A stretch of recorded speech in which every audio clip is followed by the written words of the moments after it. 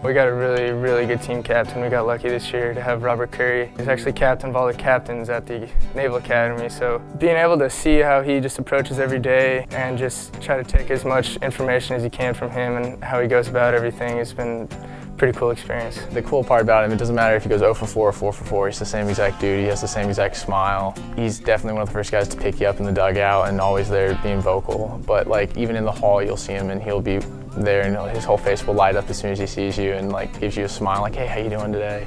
In like the typical Robert Currie fashion. I hold a lot of respect for Robert Currie. He sets the example for the younger guys about what it takes to work hard and be successful here. He's overall just a great guy, great baseball player, and he's really fun to be around and play with. Bob is our captain, and in of itself, that is a special role here because you are really the captain of a group of leaders already, and they think enough of you to vote you captain, but he is also captain of our entire athletic program. All 31 or 2 teams that we have elect the captain of the captains. More formally, it's known as the athletic team's commander, and essentially my role here is within the brigade. I serve as a representative for the team captain, a voice for them when it comes to the brigade leadership, both on the midshipman level and officer level. You know, he's a very soft-spoken person.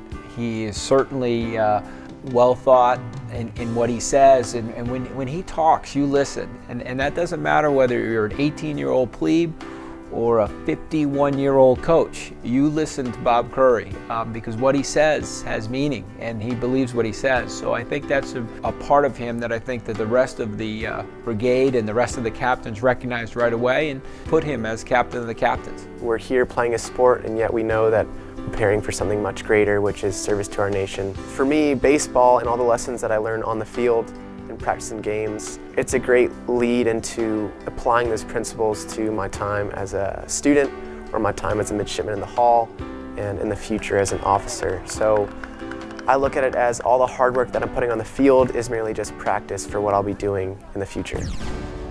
You know, he doesn't have a bad day. You know, I think all of us have a bad day, and I can't remember him having a bad day on the field. He loves to play.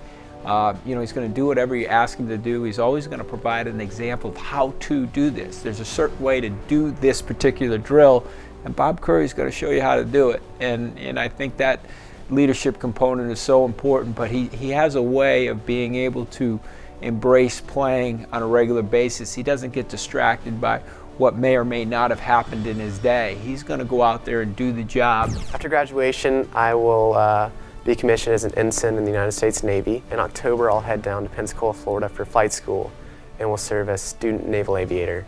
Once, hopefully, I earn my qualifications, I'll be a Navy pilot and will fly whatever aircraft the Navy needs. I found parallels between baseball and aviation, specifically in the preparation process. I like to think about baseball as putting in hard work and practice so that in game you can trust your abilities, kind of a state of relaxed concentration. And I saw very similar parallels with aviation, spending so much time preparing for the flights themselves so that in the flight you could trust your abilities to make the best decisions possible. So I figured I'd take my training from baseball and apply it to something that seemed to fit well.